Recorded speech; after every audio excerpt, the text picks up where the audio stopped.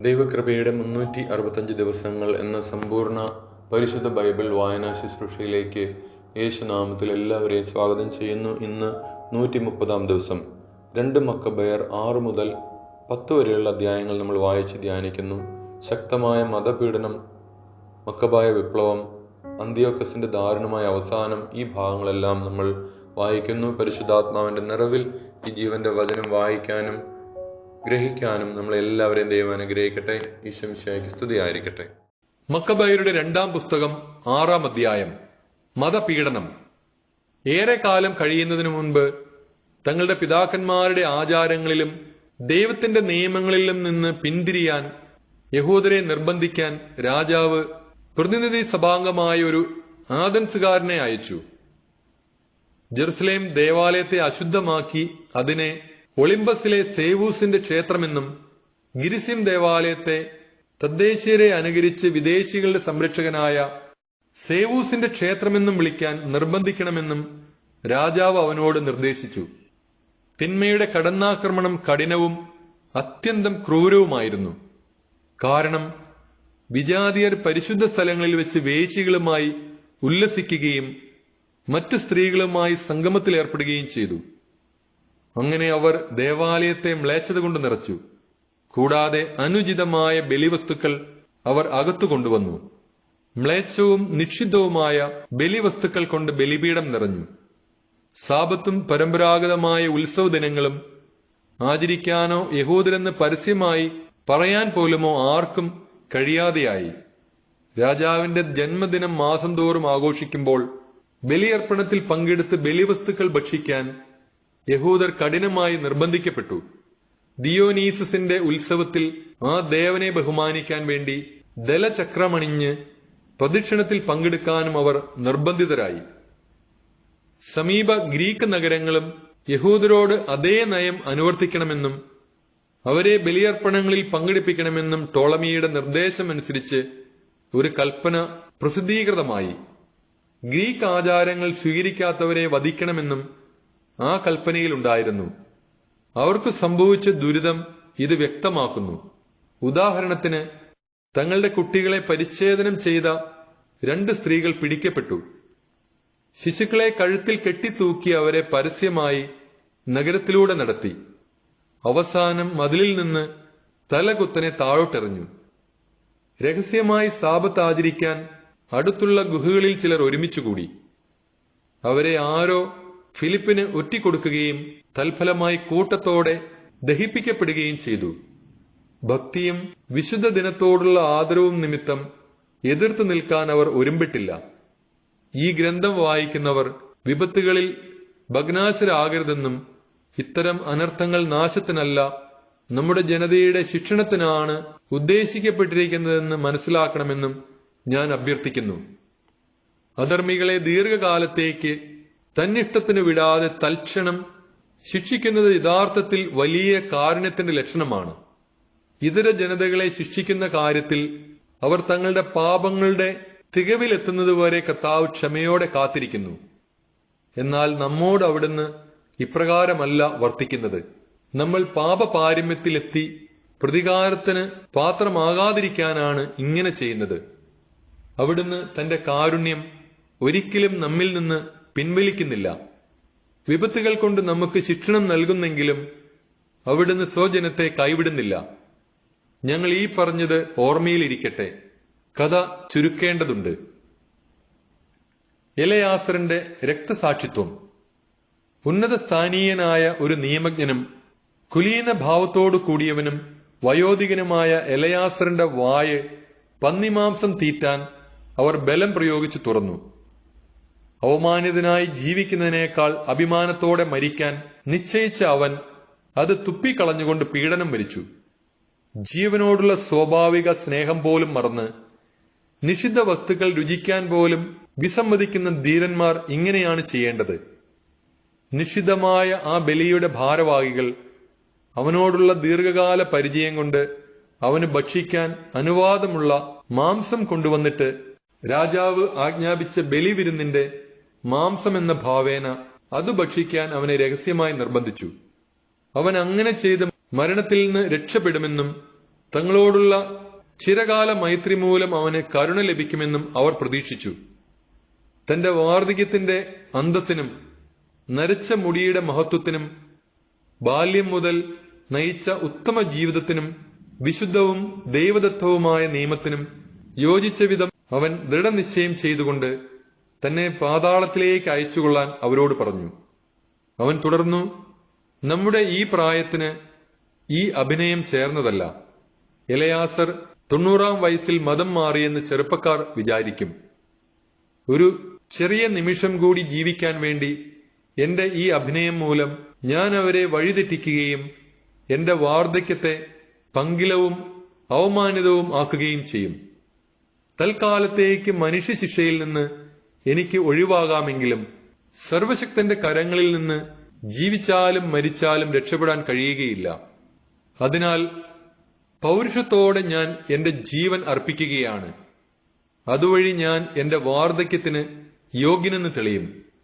സംപൂജ്യവും വിശുദ്ധവുമായ നിയമത്തിനു വേണ്ടി എങ്ങനെയാണ് സ്വമനസ്സാലെ ശ്രേഷ്ഠ മരണം വരിക്കേണ്ടതെന്ന് ഉള്ളതിന് യുവാക്കൾക്ക് മഹത്തായ ഒരു മാതൃകയായിരിക്കും അത്. ഇത് പറഞ്ഞിട്ടവൻ പീഡനയന്ത്രത്തിന്റെ അടുത്തേക്ക് ചെന്നു. അല്പം മുമ്പ് തന്നോട് സന്മനസ്സോടെ വർത്തിച്ചവർ ഇപ്പോൾ ദുഷ്ടരായി മാറി. അവരുടെ നോട്ടത്തിൽ അവന്റെ വാക്ക് തനി ഭ്രാന്തായിരുന്നു. മർദ്ദനമേറ്റ് മരിക്കാറായപ്പോൾ അവൻ ഞരങ്ങി, മരണത്തിൽ നിന്ന് രക്ഷപ്പെടാമായിരുന്ന എനിക്ക് ഈ പ്രഹരത്തിൽ ഉത്കടമായ ശരീരവേദനയുണ്ടെങ്കിലും കർത്താവിനോടുള്ള ഭക്തിയാൽ ഇവ സഹിക്കുന്നതിൽ എന്റെ ആത്മാവ് സന്തോഷിക്കുന്നു എന്ന് അവിടുത്തേക്ക് തന്റെ പരിശുദ്ധ ജ്ഞാനത്താൽ വ്യക്തമായി അറിയാം. ഇങ്ങനെ അവൻ മരിച്ചു. യുവാക്കൾക്ക് മാത്രമല്ല, തന്റെ ജനത്തിന് മുഴുവനും തന്റെ മരണത്താൽ ശ്രേഷ്ഠതയുടെ മാതൃകയും ധീരതയുടെ സ്മാരകവും നൽകി. മക്കബയരുടെ 2-ാം പുസ്തകം 7-ാം അധ്യായം. അമ്മയും 7 മക്കളും. ഒരിക്കൽ രാജാവ് 7 സഹോദരന്മാരെയും അവരുടെ അമ്മയെയും ബന്ധിച്ച് ചാട്ടയും ചമ്മട്ടിയും കൊണ്ട് അടിച്ച് നിഷിദ്ധമായ പന്നിമാംസം ഭക്ഷിക്കാൻ നിർബന്ധിച്ചു. അവരിൽ ഒരുവൻ അവരുടെ വക്താവെന്ന നിലയിൽ പറഞ്ഞു, ഞങ്ങളോട് എന്ത് ചോദിച്ചറിയാനാണ് നീ ശ്രമിക്കുന്നത്?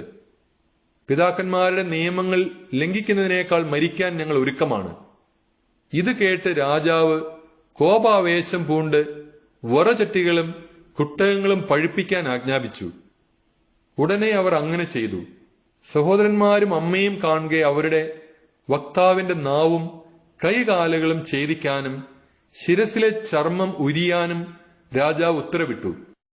അങ്ങനെ അവൻ തീർത്തും നിസ്സഹായനായപ്പോൾ അവനെ ജീവനോടെ വറചട്ടിയിൽ പൊരിക്കാൻ രാജാവ് വീണ്ടും കൽപ്പിച്ചു. ചട്ടിയിൽ നിന്ന് പുക ഉയർന്നു. മറ്റു സഹോദരന്മാരും അമ്മയും ശ്രേഷ്ഠമായ മരണം വരിക്കാൻ പരസ്പരം ധൈര്യം പകർന്നുകൊണ്ട് പറഞ്ഞു, അവിടത്തേക്ക് തന്റെ ദാസരുടെ മേൽ കരുണ തോന്നും എന്ന് പാടി മോശ ജനങ്ങൾക്ക് മുൻപിൽ സാക്ഷ്യം നൽകിയതുപോലെ ദൈവമായ കർത്താവ് നമ്മെ കടാക്ഷിക്കുകയും നമ്മുടെ നേരെ സത്യമായും കരുണ കാണിക്കുകയും ചെയ്യുന്നു. മൂത്ത സഹോദരൻ ഈ വിധം മരിച്ചു കഴിഞ്ഞപ്പോൾ രണ്ടാമനെ അവർ തങ്ങളുടെ ക്രൂര വിനോദത്തിന് മുൻപോട്ട് കൊണ്ടുവന്നു. അവന്റെ ശിരസിലെ ചർമ്മം മുടിയോടുകൂടെ ഉരിഞ്ഞതിനു ശേഷം അവർ ചോദിച്ചു, നീ ഭക്ഷിക്കുമോ അതോ പ്രത്യംഗം പീഡയേൽക്കണമോ? തന്റെ പിതാക്കന്മാരുടെ ഭാഷയിൽ അവൻ തർപ്പിച്ചു പറഞ്ഞു, ഇല്ല. അങ്ങനെ മൂത്ത സഹോദരനെ പോലെ അവനും പീഡനമേറ്റു. അന്ത്യശ്വാസം വലിക്കുമ്പോൾ അവൻ പറഞ്ഞു, ശപിക്കപ്പെട്ട നീച, ഈ ജീവിതത്തിൽ നിന്ന് നീ ഞങ്ങളെ പുറത്താക്കുന്നു. എന്നാൽ പ്രപഞ്ചത്തിന്റെ അധിപൻ ഞങ്ങളെ അനശ്വരമായ നവജീവിതത്തിലേക്ക് ഉയർപ്പിക്കും. അവിടുത്തെ നിയമങ്ങൾക്ക് വേണ്ടിയാണ് ഞങ്ങൾ മരിക്കുന്നത്. പിന്നീട് മൂന്നാമൻ അവരുടെ വിനോദത്തിനിരയായി. അവർ ആവശ്യപ്പെട്ടയുടനെ അവൻ സധൈര്യം കൈകളും നാവും നീട്ടിക്കൊടുത്ത് അഭിമാനപൂർവ്വം പറഞ്ഞു, ഇവ എനിക്ക് ദൈവം തന്നതാണ്. അവിടുത്തെ നിയമങ്ങൾക്ക് വേണ്ടി ഞാൻ അവയെ തുച്ഛമായി കരുതുന്നു. അവിടുന്ന് അവ തിരിച്ചു തരുമെന്ന് എനിക്ക് പ്രത്യാശയുണ്ട്. രാജാവും കൂട്ടരും യുവാവിന്റെ ധീരതയിൽ ആശ്ചര്യപ്പെട്ടു. കാരണം അവൻ തന്റെ പീഡകൾ നിസാരമായി കരുതി. അവനും മരിച്ചപ്പോൾ അവർ നാലാമനെ ആ വിധം തന്നെ നീചമായി പീഡിപ്പിച്ചു. മരണത്തോടടുത്തപ്പോൾ അവൻ പറഞ്ഞു, പുനരുദ്ധാനത്തെക്കുറിച്ച് ദൈവം നൽകുന്ന പ്രത്യാശ പുലർത്തിക്കൊണ്ട് മനുഷ്യകരങ്ങളിൽ നിന്ന് മരണം വരിക്കുന്നത് ഉത്തമമാണ്. എന്നാൽ നിങ്ങൾക്ക് പുനരുദ്ധാനമില്ല, പുതിയ ജീവിതവുമില്ല. അടുത്തതായി അവർ അഞ്ചാമനെ പിടിച്ച് മർദ്ദനം ആരംഭിച്ചു. അവൻ രാജാവിനെ നോക്കി പറഞ്ഞു, മർത്യനെങ്കിലും മറ്റുള്ളവരുടെ മേലുള്ള അധികാരം നിമിത്തം നിനക്ക് തോന്നുന്നത് നീ ചെയ്യുന്നു. എന്നാൽ ദൈവം ഞങ്ങളുടെ ജനത്തെ പരിത്യജിച്ചെന്ന് വിചാരിക്കരുത്. അവിടുത്തെ മഹാശക്തി നിന്നെയും സന്തതികളെയും പീഡിപ്പിക്കുന്നത് താമസിയാതെ നീ കാണും. പിന്നീട് അവർ ആറാമനെ കൊണ്ടുവന്നു. അവൻ മരിക്കാറായപ്പോൾ പറഞ്ഞു, വ്യർത്ഥമായി അഹങ്കരിക്കേണ്ട. ഞങ്ങളുടെ ദൈവത്തിനെതിരെ ഞങ്ങൾ ചെയ്ത പാപത്തിന്റെ ഫലമാണ് ഞങ്ങൾ ഏൽക്കുന്ന ഈ പീഡനം. അതുകൊണ്ടാണ് ഈ ഭീകരതകൾ സംഭവിച്ചത്. ദൈവത്തെ എതിർക്കാൻ തുനിഞ്ഞ നീ ശിക്ഷയേൽക്കാതെ പോകുമെന്ന് കരുതേണ്ട. ആ മാതാവാകട്ടെ സവിശേഷമായ പ്രശംസയും സംപൂജ്യമായ സ്മരണയും അർഹിക്കുന്നു. ഒറ്റ ദിവസം 7 പുത്രന്മാർ വധിക്കപ്പെടുന്നത് കണ്ടെങ്കിലും കർത്താവിലുള്ള പ്രത്യാശ നിമിത്തം അവൾ സധൈര്യം അത് സഹിച്ചു. പിതാക്കന്മാരുടെ ഭാഷയിൽ അവർ ഓരോരുത്തരെയും ധൈര്യപ്പെടുത്തി. ശ്രേഷ്ഠമായ വിശ്വാസ ധാർഢ്യത്തോടെ സ്ത്രീ സഹജമായ വിവേചന ശക്തിയെ പുരുഷോചിതമായ ധീരത കൊണ്ട് ബലപ്പെടുത്തി. അവൾ പറഞ്ഞു, നിങ്ങൾ എങ്ങനെ എന്റെ ഉദരത്തിൽ രൂപം കൊണ്ടുവെന്ന് എനിക്കറിവില്ല. നിങ്ങൾക്ക് ജീവനും ശ്വാസവും നൽകിയതും നിങ്ങളുടെ അവയവങ്ങൾ വാർത്തെടുത്തതും ഞാനല്ല. മനുഷ്യനെ ഉരുവാക്കുകയും എല്ലാറ്റിന്റെയും ആരംഭം ഒരുക്കുകയും ചെയ്ത ലോക സൃഷ്ടാവ് തന്റെ നിയമത്തെ പ്രതി നിങ്ങൾ നിങ്ങളെ തന്നെ വിസ്മരിക്കുന്നതിനാൽ കരുണാപൂർവം നിങ്ങൾക്ക് ജീവനും ശ്വാസവും വീണ്ടും നൽകും. അവൾ തന്നെ അവഹേളിക്കുകയാണെന്ന് അവളുടെ സ്വരം കൊണ്ട് അന്ത്യോക്കസിന് തോന്നി. ഏറ്റവും ഇളയ സഹോദരൻ ഇനിയും ബാക്കിയുണ്ടായിരുന്നു. അവനോട് ആവശ്യപ്പെടുക മാത്രമല്ല, പിതാക്കന്മാരുടെ മാർഗത്തിൽ നിന്ന് വ്യതിചലിക്കുകയാണെങ്കിൽ അവന് ധനവും അസൂയാർഹമായ സ്ഥാനവും നൽകാമെന്നും തന്റെ സ്നേഹിതനായി സ്വീകരിച്ച് ഭരണകാര്യങ്ങളിൽ അധികാരമേൽപ്പിക്കാമെന്നും അന്ത്യോക്കസ് അവന് ശപഥപൂർവം വാക്കുകൊടുക്കുകയും ചെയ്തു. ആ യുവാവ് സമ്മതിച്ചില്ല. അവന്റെ അമ്മയെ അടുക്കൽ വിളിച്ചു. തന്നെ രക്ഷിക്കാൻ കുമാരനെ ഉപദേശിക്കണമെന്ന് രാജാവ് നിർബന്ധിച്ചു. നിർബന്ധം കൂടിയപ്പോൾ അവൾ പുത്രനെ പ്രേരിപ്പിക്കാമെന്നേറ്റു. പുത്രന്റെ മേൽ ചാഞ്ഞ് അവൾ ക്രൂരനായ ആ സ്വേച്ഛാധിപതിയെ നിന്ദിച്ചുകൊണ്ട് മാതൃഭാഷയിൽ പറഞ്ഞു, മകനെ, എന്നോട് ദയ കാണിക്കുക.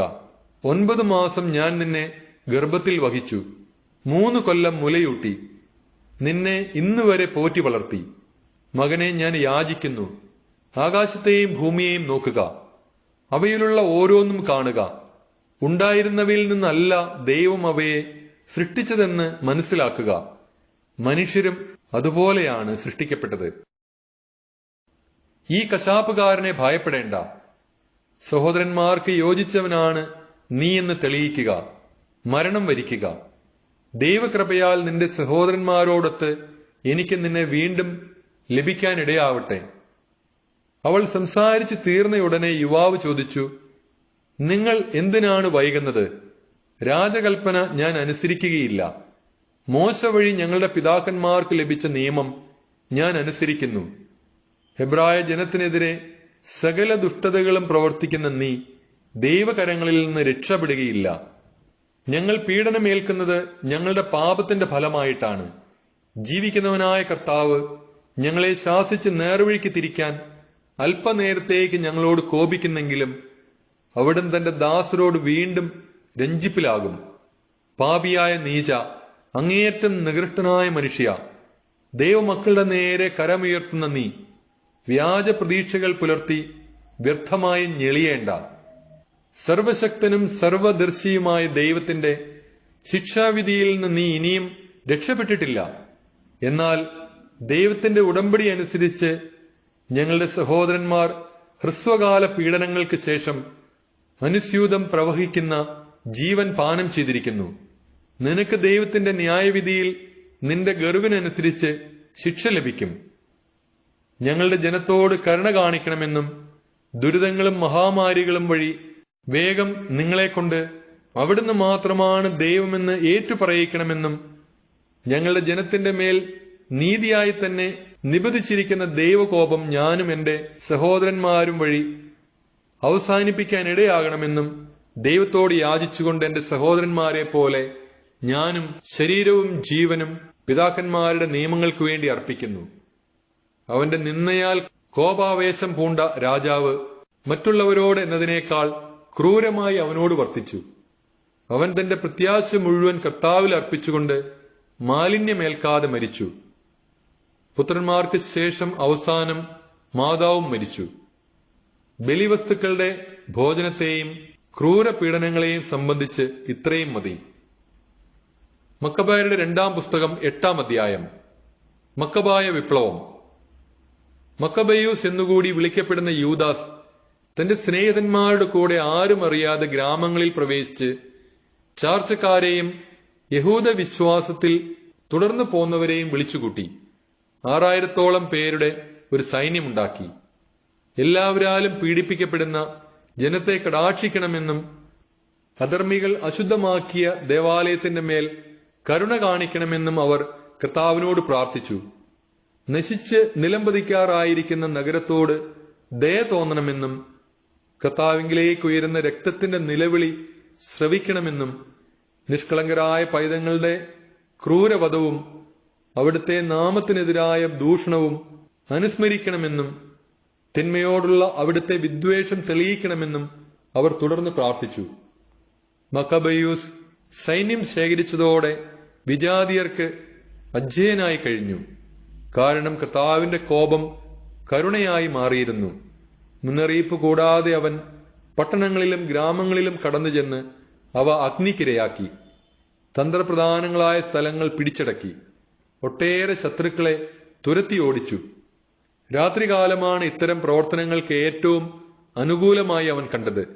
അവന്റെ വീരപരാക്രമങ്ങൾ എവിടെയും സംസാര വിഷയമായി. നിക്കാനോറിന്റെ മേൽ വിജയം. യൂദാസ് മേൽക്കുമേൽ ശക്തി പ്രാപിച്ച് മുന്നേറുന്നത് മനസ്സിലാക്കിയ ഫിലിപ്പ് രാജപക്ഷത്തേക്ക് സഹായം അഭ്യർത്ഥിച്ചുകൊണ്ട് ദക്ഷിണ സിറിയയുടെയും ഫെനീഷ്യയുടെയും ഭരണാധിപനായ ടോളമിക്ക് കത്തെഴുതി. യഹൂദ വംശത്തെ ഉന്മൂലനം ചെയ്യാൻ ടോളമി ഉടനെ നിക്കാനോറിനെ നിയോഗിച്ചു. അവൻ പത്രോക്ലസിന്റെ പുത്രനും രാജാവിന്റെ മുഖ്യ മിത്രങ്ങളിൽ ഒരുവനുമായിരുന്നു. വിവിധ രാജ്യക്കാരായ 20,000-ൽ പരം പടയാളികളെയും പട്ടാള സേവനത്തിൽ പരിചയസമ്പന്നനും സൈന്യാധിപനുമായ ഗോർജിയാസിനെയും ടോളമി അവനോട് കൂടെ അയച്ചു. കപ്പമായി റോമാക്കാർക്ക് കൊടുക്കേണ്ടിയിരുന്ന 2000 താലന്ത് യുദ്ധത്തടവുകാരായ യഹൂദരെ അടിമകളായി വിറ്റു ശേഖരിക്കാൻ നിക്കാനോർ തീരുമാനിച്ചു. 1 താലന്തിന് യഹൂദരായ 90 അടിമകൾ വിൽക്കപ്പെടുമെന്ന് അവൻ തീരദേശ നഗരങ്ങളിൽ ആളയച്ച് പരസ്യപ്പെടുത്തി. സർവശക്തന്റെ ശിക്ഷാവിധി തന്റെ മേൽ പതിക്കാറായെന്ന് അവൻ അറിഞ്ഞില്ല. നിക്കാനോറിന്റെ പടയേറ്റത്തെക്കുറിച്ച് അറിവ് കിട്ടിയ ഉടനെ യൂദാസ് അനുയായികളെ വിവരം ധരിപ്പിച്ചു. അവരിൽ ഭീരുക്കളും ദൈവത്തിന്റെ നീതി നിർവഹണത്തിൽ പ്രത്യാശയില്ലാത്തവരുമായവർ പലായനം ചെയ്തു. മറ്റുള്ളവർ തങ്ങൾക്ക് അവശേഷിച്ചിരുന്ന വസ്തുക്കൾ വിറ്റു. യുദ്ധത്തിനു മുൻപ് തന്നെ തങ്ങളെ വിറ്റുകഴിഞ്ഞ് അധർമ്മിയായ നിക്കാനോറിൽ നിന്ന് രക്ഷിക്കണമേ എന്ന് അവർ കർത്താവിനോട് പ്രാർത്ഥിച്ചു.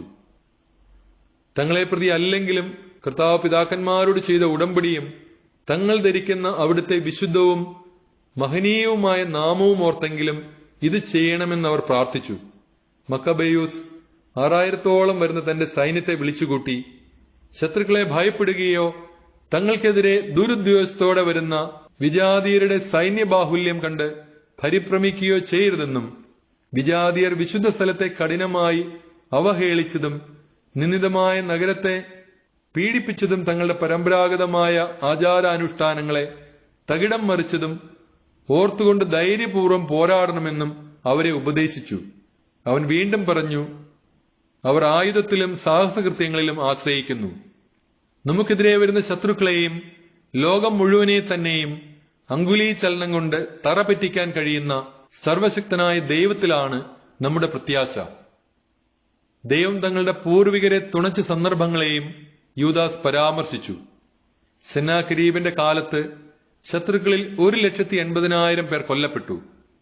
ബാബിലോണിൽ വെച്ച് ഗലാത്യരുമായി ഉണ്ടായ യുദ്ധത്തിൽ മക്കദോനിയരുടെ 4,000 പേരുൾപ്പെടെ 8,000 പേരടങ്ങുന്ന യഹൂദ സൈന്യം അണിനിരന്നു. മക്കദോനിയർക്കെതിരെ ആക്രമണം ശക്തമായപ്പോൾ ഉന്നതത്തിൽ നിന്ന് ലഭിച്ച സഹായത്താൽ അവർ 1,20,000 പേരെ വധിച്ചു, ധാരാളം കൊള്ളമുതൽ കരസ്ഥമാക്കി. യൂദാസിന്റെ വാക്കുകൾ സൈന്യത്തിന് ധൈര്യം പകർന്നു. തങ്ങളുടെ നിയമത്തിനും രാജ്യത്തിനും വേണ്ടി മരിക്കാൻ അവർ സന്നദ്ധരായി. അവൻ സൈന്യത്തെ 4 ഗണമായി തിരിച്ചു. 1500 പേരടങ്ങുന്ന ഓരോ ഗണത്തിന്റെ ചുമതല തന്റെ സഹോദരന്മാരായ ശിമയോൻ, ജോസഫ്, ജോനാഥൻ എന്നിവരെ ഏൽപ്പിച്ചു. വിശുദ്ധ ഗ്രന്ഥം ഉച്ചത്തിൽ വായിക്കാൻ എലയാസറിനെയും നിയമിച്ചു.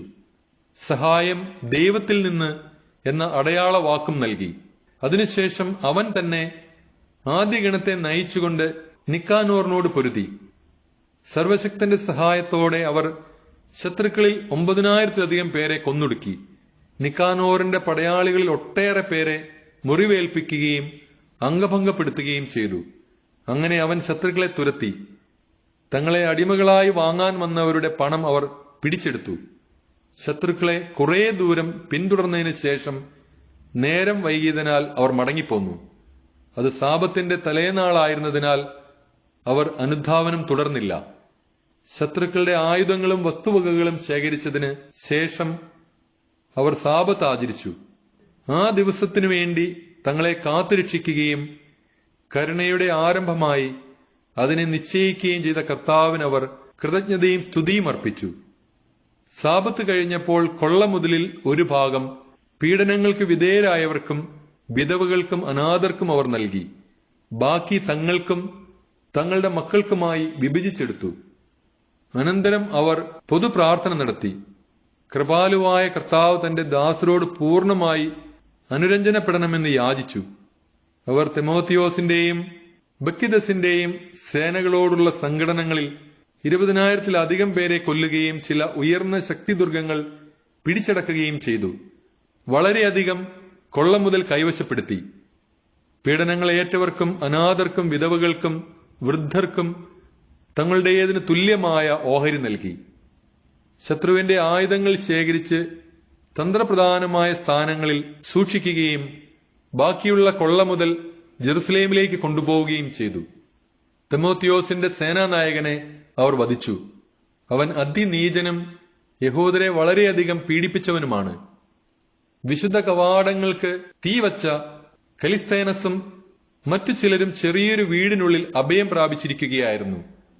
അവരെ യഹൂദർ തങ്ങളുടെ പിതാക്കന്മാരുടെ നഗരത്തിൽ വിജയോത്സവം ആഘോഷിക്കുന്ന വേളയിൽ അഗ്നിക്കിരയാക്കി. അവർക്ക് തങ്ങളുടെ അധർമ്മത്തിന് തക്ക പ്രതിഫലം കിട്ടി. അഭിശപ്തനായ നിക്കാനോർ യഹൂദരെ വാങ്ങാൻ 1000 വണിക്കുകളെ വരുത്തിയിരുന്നു. എന്നാൽ താൻ പുച്ഛിച്ചു തള്ളിയ യഹൂദർ തന്നെ കർത്താവിന്റെ സഹായത്താൽ അവനെ പരാജിതനാക്കി. സ്ഥാനവസ്ത്രങ്ങൾ അഴിച്ചുമാറ്റി ഒളിച്ചോടുന്ന അടിമയെപ്പോലെ പലായനം ചെയ്ത് അവൻ അന്ത്യോക്യയിലെത്തി. സ്വന്തം സൈന്യത്തെ നശിപ്പിക്കുന്നതിൽ മാത്രമേ അവൻ വിജയിച്ചുള്ളൂ. ജെറുസലേം ജനതയെ അടിമകളാക്കി റോമാക്കാർക്ക് കൊടുക്കാനുള്ള കപ്പം ശേഖരിക്കാമെന്ന് ഏറ്റിരുന്ന അവൻ യഹൂദർക്ക് ഒരു സംരക്ഷകനുണ്ടെന്നും അവിടുത്തെ നിയമം അനുസരിക്കുന്നതിനാൽ അവർ അജേയരാണെന്നും ഏറ്റുപറഞ്ഞു. മക്കബായരുടെ 2-ാം പുസ്തകം 9-ാം അധ്യായം. അന്തിയോക്കസിന്റെ അവസാനം. അക്കാലത്ത് അന്തിയോക്കസ് പേർഷ്യ ദേശത്തു നിന്ന് തോറ്റു പിൻവാങ്ങി. പെർസെപോളിസ് നഗരത്തിൽ പ്രവേശിച്ച് ക്ഷേത്രങ്ങൾ കവർച്ച ചെയ്യാനും നഗരം കീഴ്പ്പെടുത്താനും ഉദ്യമിച്ചു. എന്നാൽ നഗരവാസികൾ ആയുധവുമായി പാഞ്ഞെത്തി അവനെയും അനുയായികളെയും തോൽപ്പിച്ചു. അന്തിയോക്കസ് ലജ്ജിതനായി തിരിച്ചോടി. നിക്കാനോറിനും തിമോത്തിയോസിന്റെ സൈന്യത്തിനും സംഭവിച്ചത് എക്ബത്താനായിൽ എത്തിയപ്പോൾ അവൻ അറിഞ്ഞു. കോപാക്രാന്തനായി അവൻ തന്നെ തുരുത്തിയവരോടുള്ള പക യഹൂദരോട് വീട്ടാൻ തീരുമാനിച്ചു. ലക്ഷ്യസ്ഥാനത്ത് എത്തുന്നതുവരെ രഥം നിർത്താതെ ഓടിക്കാൻ സാരഥിക്ക് കൽപ്പന നൽകി. ദൈവത്തിന്റെ വിധി അവനെ അനുയാത്ര ചെയ്തിരുന്നു. എന്തെന്നാൽ ജെറുസലേമിൽ എത്തുമ്പോൾ അത് യഹൂദരുടെ ശ്മശാനമാക്കുമെന്ന് അവൻ ഗർവോടെ പറഞ്ഞു. എന്നാൽ ഇസ്രായേലിന്റെ ദൈവവും സർവദർശിയുമായ കർത്താവ് അദൃശ്യവും ദുസ്സമവുമായ രോഗത്താൽ അവനെ പ്രഹരിച്ചു. പറഞ്ഞു തീർന്ന ഉടനെ നിശിതവും അപരിഹാര്യവുമായ ഉദരവേദന അവനെ പിടികൂടി. വളരെ പേരുടെ ഉദരങ്ങൾക്ക് കിരാതമായ പീഡനമേൽപ്പിച്ച അന്തിയോക്കസിന് ഇത് സംഭവിച്ചത് തികച്ചും യുക്തമാണ്. എന്നാൽ ഇതുകൊണ്ടും അവൻ ധിക്കാരം അവസാനിപ്പിച്ചില്ല. അവൻ കൂടുതൽ ഗർഭിഷ്ഠനായി. ക്രോധത്താൽ ജ്വലിച്ചുകൊണ്ട് രഥവേഗം വർദ്ധിപ്പിക്കാൻ അവൻ ആജ്ഞാപിച്ചു. അതിശീഘ്രം പാഞ്ഞുകൊണ്ടിരുന്ന തേരിൽ നിന്ന് അവൻ തെറിച്ചു വീണു. തൽഫലമായി അവന് സർവാംഗം വേദനയുണ്ടായി. അതിമാത്രമായ അഹങ്കാരത്താൽ തിരമാലകളെ ചൊൽപ്പിടിക്ക് നിർത്താമെന്നും ഉന്നത ശൈലങ്ങളെ ത്രാസിൽ തൂക്കാമെന്നും വ്യാമോഹിച്ച അവൻ നിലം പതിച്ച് മഞ്ചലിൽ വഹിക്കപ്പെട്ടു. ദൈവത്തിന്റെ ശക്തി എല്ലാവർക്കും ദൃശ്യമായി. ആ അധർമ്മിയുടെ ദേഹമാസകലം പുഴുക്കൽ നിറഞ്ഞു. കഠിനവേദന കൊണ്ട് പൊളയുന്ന അവന്റെ മാംസം അവൻ ജീവിച്ചിരിക്കെ തന്നെ അഴുകിത്തുടങ്ങി. ദുർഗന്ധത്താൽ അറപ്പോടെ സൈന്യം അവനിൽ നകന്നു. നക്ഷത്രങ്ങളെ എത്തിപ്പിടിക്കാൻ കഴിയുമെന്ന് വിചാരിച്ച അവനെ ദുസ്സഹമായ ദുർഗന്ധം നിമിത്തം ആർക്കും വഹിക്കാൻ കഴിഞ്ഞില്ല. അന്ത്യോക്കസിന്റെ മനസ്സിടിഞ്ഞു. ദൈവത്തിന്റെ ശിക്ഷയേറ്റ് സദാ വേദന അനുഭവിച്ചപ്പോൾ അവൻ ഗർവം വെടിഞ്ഞ് വിവേകം വീണ്ടെടുക്കാൻ തുടങ്ങി. സ്വന്തം ദുർഗന്ധം സഹിക്കവയ്യാതായപ്പോൾ അവൻ പറഞ്ഞു, ദൈവത്തിന് കീഴ്പ്പെടുക യുക്തം തന്നെ. ദൈവത്തിന് തുല്യനെന്ന് മർത്യരാരും കരുതരുത്. കർത്താവിന്റെ കൃപ നിഷേധിക്കപ്പെട്ട ആ മ്ലേച്ഛൻ അവിടുത്തോട് പ്രതിജ്ഞ ചെയ്തു. ഇടിച്ചു നിരത്തി ശ്മശാനമാക്കാൻ വെമ്പൽ കൊണ്ട നഗരത്തിന് ഞാൻ സ്വാതന്ത്ര്യം നൽകും. സംസ്കരിക്കപ്പെടാൻ അയോഗ്യരെന്ന് വിധിച്ച് സന്താനങ്ങളോടുകൂടെ പക്ഷിമൃഗാദികൾക്ക് ഇരയാക്കാൻ നിശ്ചയിച്ചിരുന്ന യഹൂദരെ ആദൻസ് പൗരന്മാർക്ക് തുല്യരാക്കും. കൊള്ള ചെയ്യപ്പെട്ട ദേവാലയം അതിമനോഹരമായ കാണിക്കകളാൽ അലങ്കരിക്കും. വിശുദ്ധ പാത്രങ്ങൾ അനേകം മടങ്ങായി തിരിച്ചേൽപ്പിക്കും. ബലിയർപ്പണത്തിനുള്ള ചെലവുകൾ സ്വന്തം വരുമാനത്തിൽ നിന്ന് വഹിക്കും. ഇതിനു പുറമെ ഞാൻ തന്നെ യഹൂദമതം സ്വീകരിച്ച് മനുഷ്യവാസമുള്ളിടത്തെല്ലാം പോയി ദൈവത്തിന്റെ ശക്തി വിളംബരം ചെയ്യും. എന്നാൽ ദൈവം തന്റെ മേൽ ന്യായവിധി നടത്തുന്നതിനാൽ പീഡകൾക്ക് ഒരു ശമനവും ഉണ്ടാകുന്നില്ലെന്ന് കണ്ട് അന്തിയോക്കസ് പ്രത്യാശ വെടിഞ്ഞ് യാചനാരൂപത്തിൽ യഹൂദർക്ക് ഇങ്ങനെ എഴുതി: ഉത്തമന്മാരായ യഹൂദ പൗരന്മാർക്ക് അവരുടെ രാജാവും സൈന്യാധിപനുമായ അന്തിയോക്കസ് ആരോഗ്യവും ഐശ്വര്യവും ഹൃദയപൂർവ്വം ആശംസിക്കുന്നു. നിങ്ങളും സന്താനങ്ങളും സുഖമായിരിക്കുകയും നിങ്ങളുടെ അഭീഷ്ടമനുസരിച്ച് കാര്യങ്ങൾ നടക്കുകയും ചെയ്യുന്നെങ്കിൽ ഞാൻ സന്തുഷ്ടനാണ്. ദൈവത്തിലാണ് എന്റെ പ്രത്യാശ. നിങ്ങളുടെ മതിപ്പും സന്മനസ്സും ഞാൻ സ്നേഹപൂർവ്വം സ്മരിക്കുന്നു. പേർഷ്യയിൽ നിന്നുള്ള മടക്കയാത്രയിൽ ദുസ്സഹമായൊരു രോഗം എന്നെ ബാധിച്ചതിനാൽ പൊതു സുരക്ഷിതത്വത്തെപ്പറ്റി ചിന്തിക്കേണ്ടത് ആവശ്യകമായി വന്നിരിക്കുന്നു. എന്റെ ഈ അവസ്ഥയിൽ ഞാൻ ഭഗ്നാശനല്ല. ഈ രോഗത്തിൽ നിന്ന് സുഖം പ്രാപിക്കുമെന്ന് നല്ല പ്രത്യാശയുണ്ട്. ഉത്തരപ്രവിശ്യകളിൽ പടനീക്കങ്ങൾ നടത്തുമ്പോൾ എന്റെ പിതാവ് തനിക്കൊരു പിൻഗാമിയെ നിയോഗിച്ചിരുന്നത് ഞാൻ സ്മരിക്കുന്നു. അപ്രതീക്ഷിതമായ എന്തെങ്കിലും സംഭവിക്കുകയോ അശുഭമായ വാർത്ത പരക്കുകയോ ചെയ്താൽ ആരെയാണ് ഭരണം ഏൽപ്പിച്ചിരിക്കുന്നതെന്ന് അറിയാവുന്നതുകൊണ്ട് രാജ്യത്തെ ജനങ്ങൾ അസ്വസ്ഥരാകാതിരിക്കുന്നതിന് വേണ്ടിയായിരുന്നു ഇത്. തന്നെയുമല്ല, അതിർത്തി പ്രദേശങ്ങളിലെയും അയൽ രാജ്യങ്ങളിലെയും രാജാക്കന്മാർ അവസരം പാർത്തിരിക്കുകയാണെന്നും എന്താണ് സംഭവിക്കുന്നതെന്ന് നോക്കിയിരിക്കുകയാണെന്നും എനിക്കറിയാം. അതിനാൽ ഞാൻ എന്റെ പുത്രൻ അന്തിയോക്കസിനെ രാജാവായി നിയമിച്ചിരിക്കുന്നു. ഉത്തരദേശങ്ങളിലേക്ക് ഞാൻ തിടുക്കത്തിൽ പോയ മിക്ക അവസരങ്ങളിലും നിങ്ങളിൽ പലരെയും അവന്റെ ചുമതല ഏൽപ്പിച്ചിട്ടുണ്ടല്ലോ. ഈ കത്തിലെ വിവരങ്ങൾ അവനെയും എഴുതി അറിയിച്ചിരിക്കുന്നു. നിങ്ങൾക്ക് ലഭിച്ച പൊതുവും വ്യക്തിപരവുമായ സേവനങ്ങൾ അനുസ്മരിക്കണമെന്നും എന്നോടും എന്റെ പുത്രനോടും നിങ്ങൾ ഇപ്പോൾ കാണിക്കുന്ന സൗമനസ്യം തുടർന്നും കാണിക്കണമെന്നും ഞാൻ അഭ്യർത്ഥിക്കുകയും യാചിക്കുകയും ചെയ്യുന്നു. അവൻ എന്റെ നയം തുടരുമെന്നും നിങ്ങളോട് സൗമ്യതയും ദയയും കാണിക്കുമെന്നും എനിക്കുറപ്പുണ്ട്. ഘാതകനും ദൈവദൂഷകനുമായ ആ മനുഷ്യൻ താൻ മറ്റുള്ളവരിൽ ഏൽപ്പിച്ചതിന് തുല്യമായ കഠിനവേദന അനുഭവിക്കുകയും അതിദയനീയമായി അന്യനാട്ടിൽ മലമ്പ്രദേശത്ത് വെച്ച് ജീവൻ വെടിയുകയും ചെയ്തു. രാജസേവകരിൽ ഒരുവനായ ഫിലിപ്പ് അവന്റെ ജഡം വീട്ടിലെത്തിച്ചു. അനന്തരം അന്തിയോക്കസിന്റെ പുത്രനെ ഭയന്ന അവൻ ഈജിപ്തിൽ തോളമി ഫിലോമെത്തോറിന്റെ അടുക്കൽ അഭയം പ്രാപിച്ചു. മക്കബായരുടെ 2-ാം പുസ്തകം 10-ാം അധ്യായം. ദേവാലയ ശുദ്ധീകരണം. കർത്താവിനാൽ നയിക്കപ്പെട്ട് മക്കബയോസും അനുയായികളും നഗരവും ദേവാലയവും വീണ്ടെടുത്തു.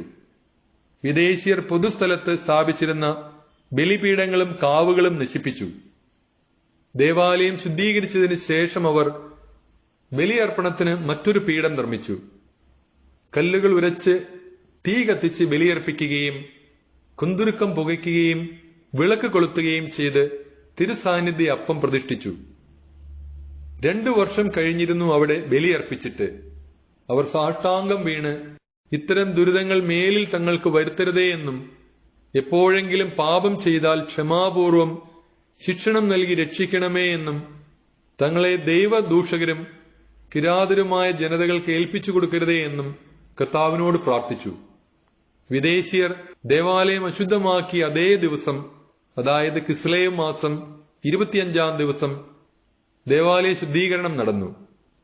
അവരത് കൂടാര തിരുനാളിന്റെ മാതൃകയിൽ ആനന്ദത്തോടും ആർഭാടത്തോടും കൂടെ 8 ദിവസം ആചരിച്ചു. കൂടാര തിരുനാളുകളിൽ ചെയ്തിരുന്നതുപോലെ തങ്ങൾ മലകളിലും ഗുഹകളിലും വന്യമൃഗങ്ങളെപ്പോലെ അലഞ്ഞു തിരിഞ്ഞത് അധികനാൾ മുൻപല്ലെന്ന് അവർ അനുസ്മരിച്ചു.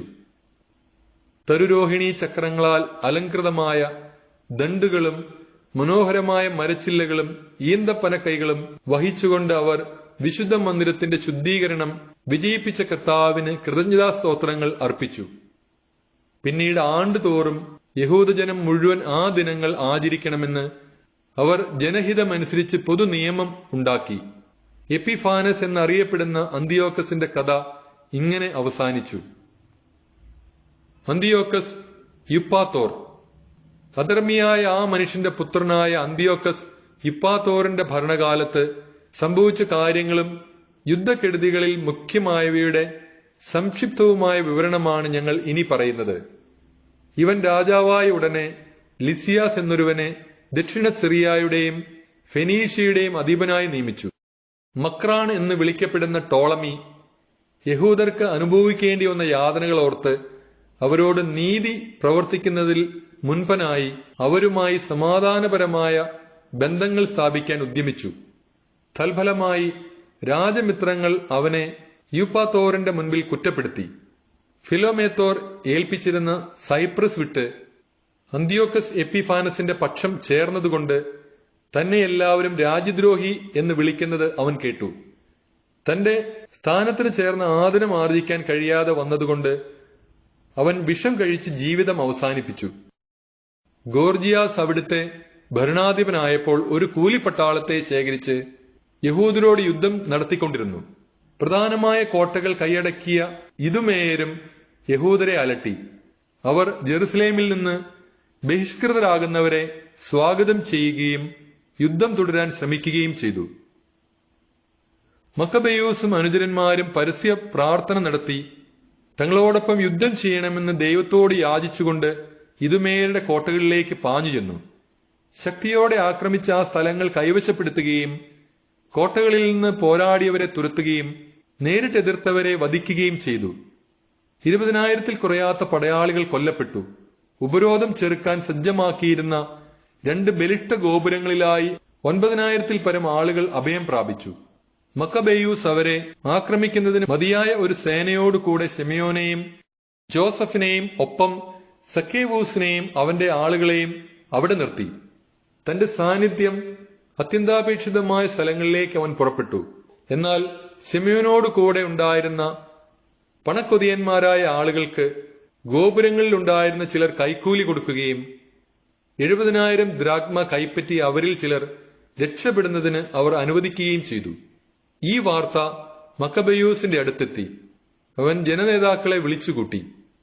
ആ ദുരാഗ്രഹികൾ തങ്ങളുടെ സഹോദരന്മാരെ വിറ്റു എന്നും അവർക്കെതിരെ ശത്രുക്കളെ സ്വതന്ത്രരാക്കി വിട്ടു എന്നും കുറ്റപ്പെടുത്തി. അനന്തരം അവൻ ആ ദ്രോഹികളെ വധിക്കുകയും വേഗം 2 ഗോപുരങ്ങളും പിടിച്ചടക്കുകയും ചെയ്തു. താൻ ഏറ്റെടുത്ത യുദ്ധങ്ങളിലെല്ലാം വിജയം വരിച്ച മക്കബെയൂസ് 2 ഗോപുരങ്ങളിലുമായി 20,000-ൽ പരം ആളുകളെ വധിച്ചു. യഹൂദർ മുൻപ് തോൽപ്പിച്ചോടിച്ച തെമോത്തിയോസ് വലിയൊരു കൂലിപ്പടയെയും ഏഷ്യയിൽ നിന്ന് വലിയൊരു കുതിരപ്പടയെയും ശേഖരിച്ചു. യൂദയ പിടിച്ചടക്കാൻ വേണ്ടി പട നീക്കി. അപ്പോൾ മക്കബെയൂസും അനുയായികളും ശിരസിൽ പൂഴി വിതറി അരയിൽ ചാക്കു ചുറ്റി ദൈവത്തോട് യാചിച്ചു. ബലിപീഠത്തിന് മുൻപിലുള്ള സോപാനത്തിൽ സാഷ്ടാംഗം വീണ് നിയമങ്ങളിൽ പറഞ്ഞിരിക്കുന്നത് പോലെ തങ്ങളോട് ദയ കാണിക്കണമെന്നും തങ്ങളുടെ ശത്രുക്കൾക്ക് ശത്രുവും എതിരാളികൾക്ക് എതിരാളിയുമായിരിക്കണമെന്നും അവർ ദൈവത്തോട് പ്രാർത്ഥിച്ചു. അനന്തരം എഴുന്നേറ്റ് ആയുധങ്ങൾ ധരിച്ച് നഗരത്തിൽ നിന്ന് കുറേ ദൂരം മുൻപോട്ട് നീങ്ങി. ശത്രുസങ്കേതം സമീപിച്ചപ്പോൾ നിന്നു.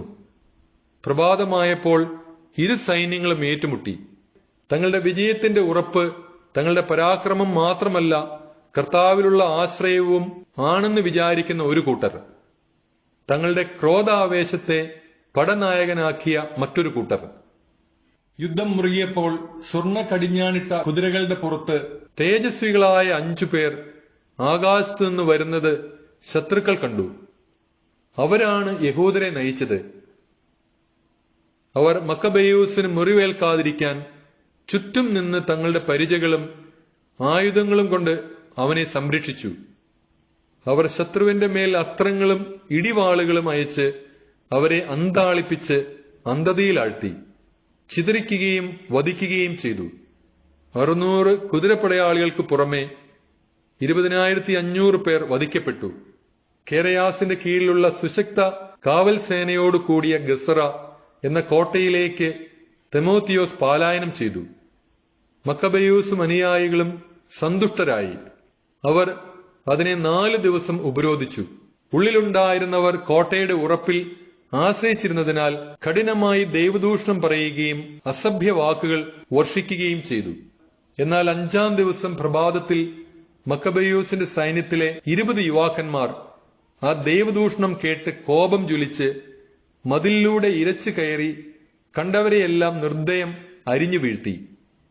ഇതുപോലെ മതിൽ കയറിയ മറ്റു ചിലർ എതിർത്തുനിന്ന ആ ദൈവദൂഷകരെ പിന്നിൽ നിന്ന് ആക്രമിച്ചു. ഗോപുരങ്ങൾക്ക് തീ വെച്ചു. തീ കൊളുത്തി അവരെ ജീവനോടെ ദഹിപ്പിച്ചു. ചിലർ കവാടങ്ങൾ തകർത്ത് ബാക്കി സൈന്യത്തെ അകത്ത് കടത്തുകയും നഗരം കൈവശപ്പെടുത്തുകയും ചെയ്തു. ഒരു ജലസംഭരണിയിൽ ഒളിച്ചിരുന്ന തിമോത്തിയോസിനെയും അവന്റെ സഹോദരൻ കേരയാസിനെയും അപ്പോളോഫാനസിനെയും അവർ വധിച്ചു. അനന്തരം അവർ ഇസ്രായേലിനോട് വലിയ ദയ കാണിക്കുകയും തങ്ങൾക്ക് വിജയം നൽകുകയും ചെയ്യുന്ന കർത്താവിനെ കൃതജ്ഞതാസ്തോത്രങ്ങളോടെ വാഴ്ത്തി.